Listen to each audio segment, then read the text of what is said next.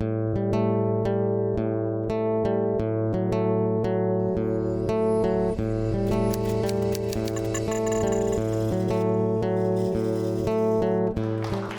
Parodi es directora de programación de América TV. Periodismo, show y entretenimiento en vivo son su sello en los programas más populares de la televisión argentina. Bienvenida Liliana Parodi a Conversaciones en la Universidad.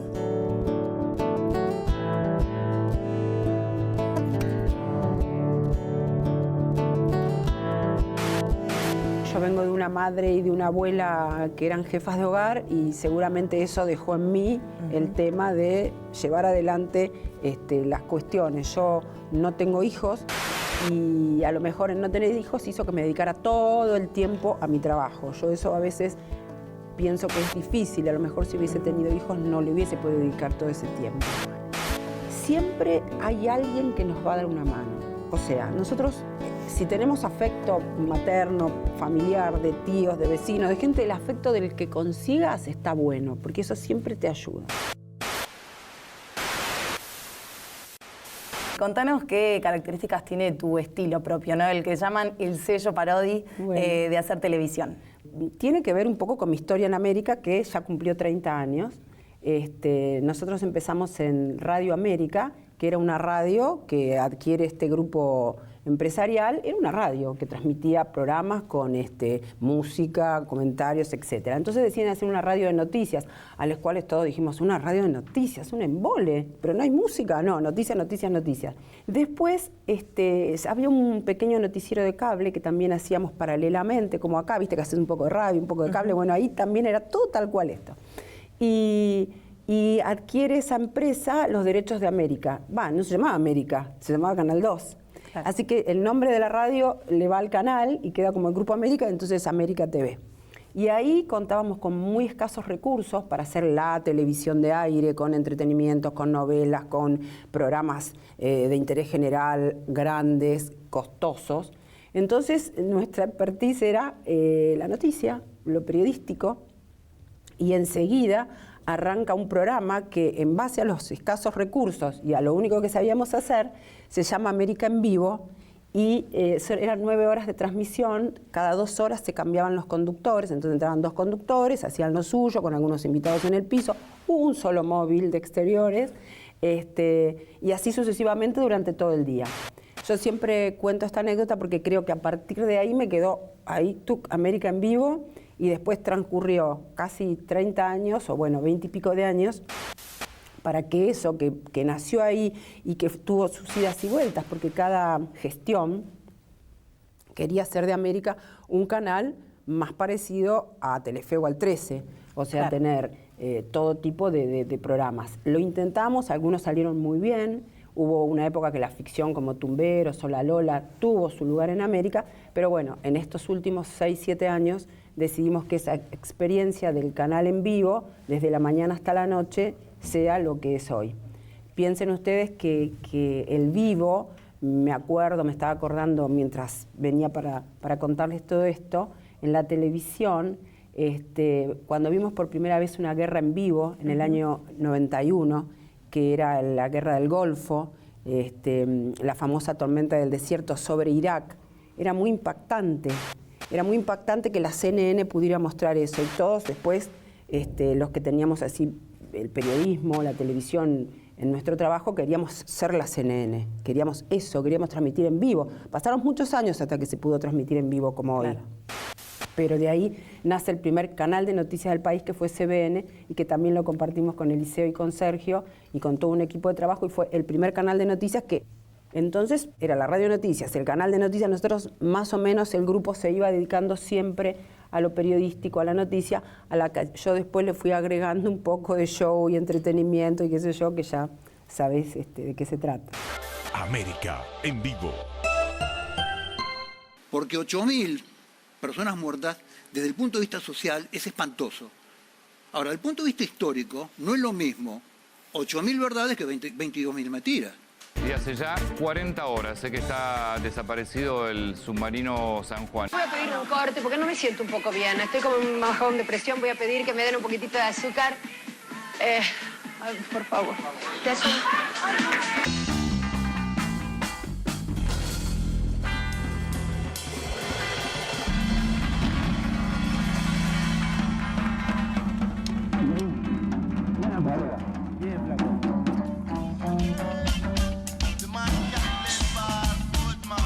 le molestó la del surdaje que yo le dije? No. ¿Se acuerdan de lo del surdaje?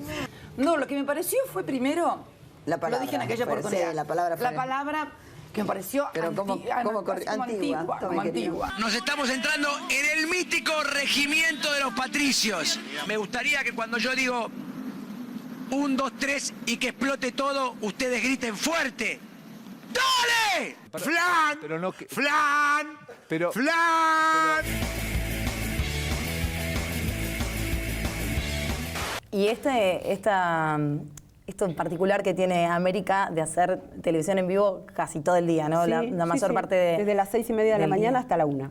¿En qué lo distingue con el resto de los canales? ¿O cómo lo posiciona frente al resto de los canales? Vos nombrabas Canal 3 y Telefe, que son quizás desafortunadamente, esto que ahí terminamos de redondear en 2012, 2013, para decir, bueno, todo esto que hicimos hasta acá, vamos a ponerlo todo junto y vamos a hacer, que nos marcó la diferencia. Al ratito nomás, por ejemplo, Canal 13 empezó a incluir mucho vivo en su programación. De hecho, empezó a incluir segmentos o programas que antes eran impensados, como los programas de espectáculos y ochimentos.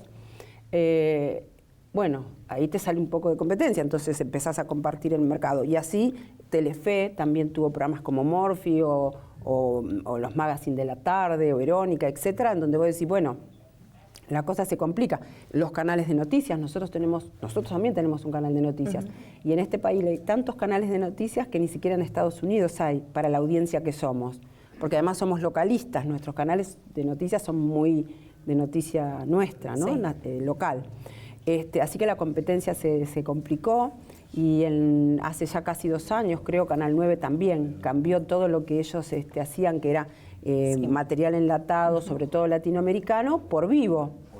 Así que eso que fue lo nuestro de principio, bueno, hoy está más atomizado, se compite más. Nosotros creemos que además de tener programas como más asentados en cada rubro, en el espectáculo, en la política, en los segmentos que fuera en vivo, también tenemos líderes de opinión entre los conductores. Eso sí nos diferencia. Y a la hora de elegir a un conductor o a una conductora, ¿qué es lo que buscas? Bueno, nosotros buscamos, cuando uno elige una persona para conducir un programa, actualmente tenés como la presión de que ese conductor o conductora ya puedan atraer público por sí mismos, por sus experiencias anteriores, por el conocimiento del público, por lo que fuera. No hay tanto tiempo para la prueba. De repente antes, en los 90, nosotros en el canal hicimos mucha prueba, nosotros subimos el primer programa de La Nata en televisión, el primero de Pergolini, nosotros pudimos hacer muchas más pruebas, había como más tiempo o más tiempo en la inversión para poder hacerlo. Ahora como que requerís que ya tenga el público un conocimiento de ese conductor o que de tus propias entrañas, es decir, de otros programas, es decir, alguien que se destaca dentro de un equipo de trabajo, vos digas, bueno, podemos apostar a la conducción o a la suplencia de tal conductor y entonces después surge. Y también tienen que estar preparados para todo, ¿no? Porque lo veíamos a Santiago del Moro, que seguramente en ese momento hacía Infama, no sé, canal. Claro, Santiago del Moro, cuando nosotros tomo yo esta gestión nuevamente, que es la tercera vez que tengo la gerencia de programación del canal, me acuerdo que estaba haciendo Infama. Entonces surge una de las inundaciones más grandes del 2012, sobre el final del año, entonces ya iba a empezar Infama, y con sus temáticas. Entonces digo, no, levantamos todos y vamos con la inundación. Con la inundación no teníamos ni los móviles llegando todavía, pero yo no tengo idea, dice él, ¿cómo voy a hacer la inundación si yo no sé? No, vos lo tenés que hacer. Vos conducís, tenés un par de periodistas al lado que te van a dar dando información, y con un teléfono y una foto, hasta que tengamos el vivo, lo vas a hacer. Y ese día hizo un rating increíble y desde ese día lo creyó, pero no me creía. Claro. Y a partir de ahí, todos los conductores pueden ser capaces de cortar la transmisión y decir un tema nacional, una política internacional, la muerte de Chávez, por ejemplo, un tema de una personalidad del mundo del espectáculo como fue Ford, una inundación, un tema político. Ellos pueden cortar, saben llevar adelante eso y después vos le sumás el conocimiento con los especialistas del tema. Urgente, último momento, murió trágicamente el candidato presidenciable, José Manuel de la Sota. Hola Hernán, Mauro Viale, buen día. Hola Mauro, ¿cómo te va? Me cuesta mucho decir, falleció Forest, ¿verdad? Sí, sí. Yo no puedo creer. América está transmitiendo en vivo. Mariano, contame qué está pasando. Vos sabés, Jorge, que América Informa y todos los programas a través de Intrusos estamos transmitiendo en vivo. Estoy con Mauro a analizar hoy con tanta A mí es que me encanta de Mauro que siendo de la religión judía, por el lugar que él lo transita, por el lugar que él lo va contando y la felicidad que él tiene también. Claro que sí. Me parece que esto habla de la felicidad de un pueblo. Se pone las religiones. Toda la policía de Catamarca de ese momento. Claro. Que le hizo todo esto, era el grupo que respondía al jefe de policía. Y jueces, hubo jueces valientes que fueron los que los condenaron.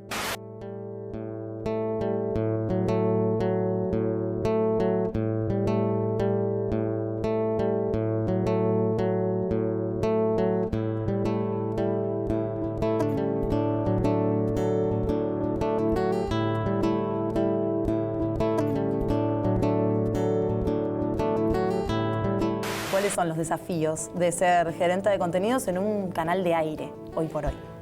Y son muchos los desafíos, porque más allá de la vanidad de ser el gerente de programación y de que sea un lugar importante para una mujer, porque no somos tantas en las que hemos accedido a este lugar, etcétera, es un lugar completamente competitivo, es un lugar donde tenés sobre tu espalda la responsabilidad de que lo que pongas al aire, por supuesto que la responsabilidad la compartís con el directorio, no es que me compré un canal, yo propongo, el directorio, pero en definitiva lo tengo que hacer día a día.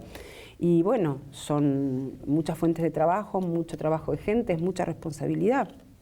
No es la parte glamorosa del trabajo solamente. Vos te llevas a tu casa la responsabilidad de que las cosas funcionen, de que los programas funcionen, de que podamos, digamos, hacerlos redituables y que pueda tener ese programa la vida que tiene que tener al aire porque rinde económicamente, digamos. No es solamente el hecho artístico, el hecho periodístico. En vivo y vino Lu, sí, un montón de tiempo. Donald Trump empezó hoy su visita al Reino Unido, donde comerá con la reina Isabel de Inglaterra. ¡Qué paquete! No nos digas cosas en la calle que vos creas que son piropos porque es acoso. Principales temas para estar bien informado. Finalmente he sido liberada. No me querían comer ni los presidiarios. Hoy en día, digamos, no necesitas solo la televisión para ver vivo. Vos pensás que hablábamos de la guerra del Golfo, donde CNN nos mostraba lo primero en vivo en una guerra, y hoy con un teléfono mostrás vivo de donde quieras, vemos streaming donde queremos, emitimos en vivo nosotros como personas, no necesitamos una empresa. Vos podés hacer un programa en vivo como Marley del otro lado del mundo para una cosa de color, divertida, o podés transmitir en vivo un evento deportivo, o podés transmitir en vivo con tu teléfono el cumpleaños tuyo. O sea, es tan amplio y tan distinta la tecnología que el mérito y la creatividad va a ser cómo usar esa tecnología para nosotros, en este caso, que es lo que me compete, que es la televisión en vivo. Por supuesto, podemos usarla para las distintas plataformas, porque los chicos van a trabajar en tantos de todos estos lugares de los que estoy hablando, pero bueno, ahora también está la discusión que dice, de tanto contenido, ¿cuántas horas físicas vamos a tener para mirarlo al contenido? Necesitamos escuela, educación, presupuesto, amor, amor, amor. Mucho amor. Quería ver si le preguntaban al doctor Rodrigo Campo a ver si lo conocía. Yo a él no lo conozco en mi vida, ¿no? ¿Nuestro gobierno? Sí. Impecable. Le traje la ficha de afiliación. ¿Vos? Sí, sí. ¿Cristina le dio el ok con esto? Esto de militante. Dijeron que no iban a devaluar y devaluaron. Dijeron que no iban a ajustar y ajustaron. Pobreza cero y ahora pobreza cero no está. Y así tengo una lista que no quiero tampoco aburrir. Hablemos de verdad de pobreza, porque ahí sí que me enojo.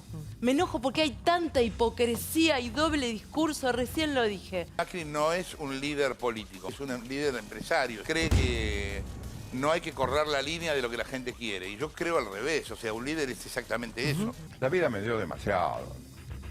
Y yo siempre le pedía a la vida, a Dios, porque soy creyente, creo en una vida espiritual eterna además.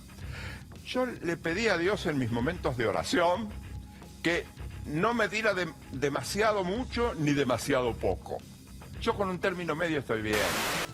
Contanos un poquito cómo es hacer Intratables, cómo es lograr hablar de los temas calientes del día, a la vez conectar con la gente, a la vez entretener y mantener esta independencia editorial. Bueno, fue el mérito, creo, del programa, que ya, como todos saben, nace en verano, porque recién llegué a la gerencia de nuevo y le digo a Santiago, ayúdame, hagamos algo en el verano, a la noche, porque bueno, yo ya insistía con la televisión en vivo y a la noche en América había algunos segmentos grabados de programas, etcétera, y hagamos un programa para el verano donde podamos debatir los temas del día con algún invitado, etcétera. Eso fue la simiente e inmediatamente estábamos a principios de 2013 en donde la política era muy efervescente. Afortunadamente, a mí me parece que los países donde se puede discutir, hablar de política, estemos o no de acuerdo, está bueno, y esa etapa de la Argentina estuvo buena. Ahora está enojada la gente con la política, sí. Eso va en contra de Intratables, pero también va en contra de la Argentina, porque si nos enojamos con los políticos, nos enojamos con la política y empieza a ser, me parece que se involuciona, pero bueno, ya veremos cómo salimos de esto. En el caso de Santiago no es periodista, él lo dijo muchas veces, yo no soy periodista, y eso le sumó mucho al programa, creo yo. El periodista, yo soy periodista, el periodista es prejuicioso. Bueno, ¿y cómo me saldrá? Y si me van a decir, y justo dije, y le hablé bien al que vino, y el otro, y tiene como más prejuicios, y entonces tiene como más relación con el poder político, y él no tenía ningún tipo de relación con el poder político, ningún prejuicio, entonces era como muy, muy libre a la hora de que hable más o menos, pues imagínate que la primera etapa, y hasta la última creo, mucha gente se iba enojada porque no hablaba lo suficiente. Claro. ¿Te acordás que él quería que hablaran todos en 140 caracteres y se terminó y el que hablaba largo, él pasaba de largo y digamos hizo de eso un estilo que llevó masivamente la política a los hogares.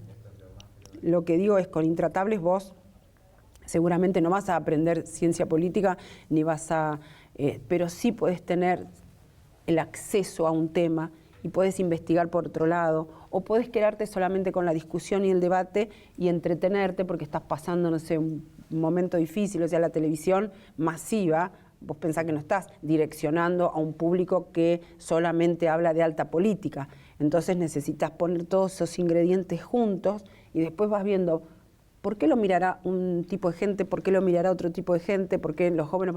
Ese fue el mérito de ese momento de Intratables, que ha perdido a su líder, como ustedes saben. Benditos sean los hombres por ese minuto. De Qué lindo. Conchero lo inventé yo. Nacha Guevara está con nosotros.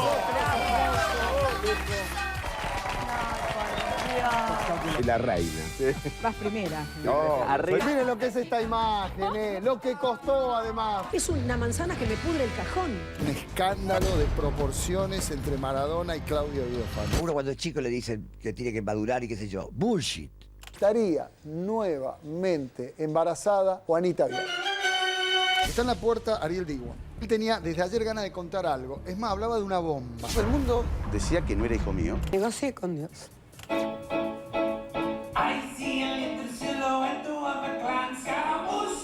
Me gustaría ver esa experiencia de volver a ser papá a esta edad. Divorciaste a los 50 años. No pude controlar nada. Fue una historia de amor muy intensa, ¿no? Sí. ¿Le fuiste infiel a Mariano Martín? ¡Oh! ¿Estás loco vos?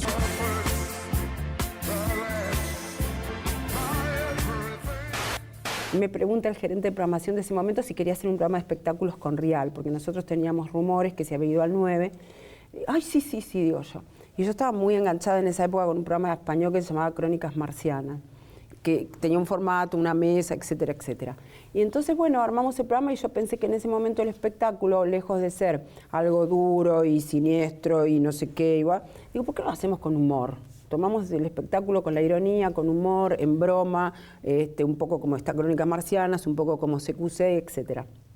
Y ahí nace Intrusos, que en el principio tuvo todos estos condimentos. Era como, se armaban más sketches, las notas eran... Y en vez de ser el programa que miraban solo las señoras que miraban programas de espectáculo, fue un programa muy genérico que en ese momento, a la 1 de la tarde, bueno, era el comentario general, digamos, muchos años. Después se endureció más en el sentido de que se sacó un poco más el humor hacia el periodismo de espectáculo más duro, pero bueno, son los momentos que van pasando y tenés que ir adaptando de acuerdo a las audiencias y de acuerdo para seguir sobreviviendo, ¿no?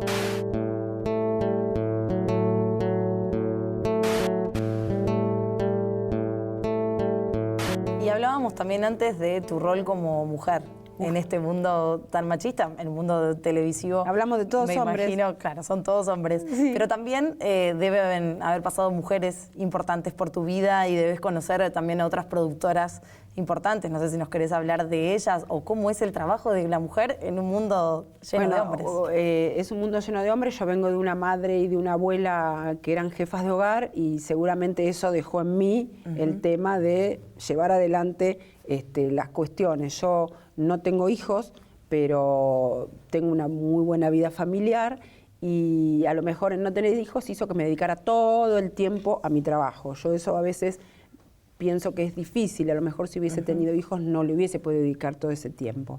¿Y qué consejo le darías a mujeres o a los jóvenes que están empezando? Porque vos, bueno, en lo que estuvimos leyendo tu libro, contás el sacrificio, ¿no? Tu vida que empezó, tuviste que lucharla. Bueno, no fue claro, fácil. ¿Y no. qué consejo le das? Porque vos lo lograste. Siempre hay alguien que nos va a dar una mano. O sea, nosotros, si tenemos afecto materno, familiar, de tíos, de vecinos, de gente, el afecto del que consigas está bueno, porque eso siempre te ayuda. Y después ahí, cuando uno no confía en uno y dice, bueno, me tocó tal trabajo, tal cosa, y me tocó un jefe que ni me mira, pero siempre hay alguien que te está mirando. Y ese alguien puede confiar en vos. Muchas gracias, Liliana. La verdad que sos una inspiración para todos nosotros. Muchas gracias.